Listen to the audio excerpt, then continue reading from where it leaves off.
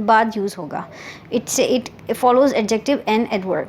For example, are those French fries crisp enough for you? So the word crisp is actually adjective. So जब हमने enough को use करेंगे तो this should come after the adjective. So it sounds like are those French fries crisp enough for you? Furthermore, she speaks Spanish well enough to be an interpreter. So इसमें आपके पास adverb well है, उसके बाद हमारे पास word enough का इस्तेमाल हो रहा है. Another example is it is not cold enough to wear a heavy jacket.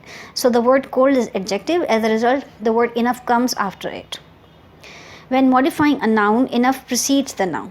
अगर आपने इसी word enough को noun के साथ mention करेंगे तो ऐसे में noun comes before the word enough comes before the word noun. For example, do you have enough sugar for the cake? So the word enough comes before noun. Jake bought enough red paint to finish the barn. Again, enough comes before the noun phrase red paint.